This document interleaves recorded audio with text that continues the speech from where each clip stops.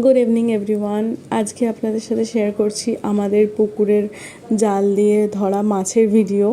তো আজকে সকালবেলা তো ঘুম থেকে উঠে পুরোই সারপ্রাইজড কি আজকে পুকুরে জাল দিতে এসছে, আর প্রচুর মাছ পড়েছিল আজকে। আমি যেহেতু লেট করে উঠেছি তো মা বলল যে প্রচুর মাছ ধরেছে।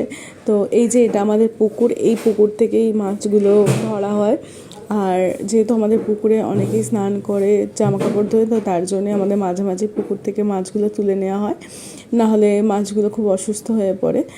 আর এই যে এখানে অনেক রকমের মাছ ধরা হয়েছিল, তার মধ্যে তো কিছু কিছু লাইলেন্টিকা ছিল যেগুলোর ওয়েট অনেক বেশি, আর সেগুলোকে আমরা খেতে পারি না, আমাদের খুব একটা ভালো লাগে না বাড়ির সবার।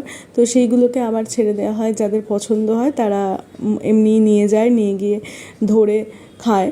তো এই যে এখানে আজকে ছিল প্রায় 4টের মতো কাতলা মাছ, আর কাতলা মাছগুলোর অনেক ওয়েট থাকে, অনেক বড় বড় কাতলা মাছ থাকে। আর তার সাথে ছিল কিছু মৃগেল মাছ, মৃগেল মাছগুলোরও সাইজ বেশ ভালো। আর ছিল কিছু অল্প বাটা মাছ, একটা ফলুই মাছ। তো প্রচুর টাইপসের মাছ ছিল, পোনা মাছও হয়তো পড়েছিল। তো এইখানে ওরা সকাল থেকে সমস্ত জাল দিয়ে মাছগুলোকে ধরার পর বেছে বেছে কিছু মাছ রেখে আর বাকিটা ওরা আবার জলে ফেলে দেয়।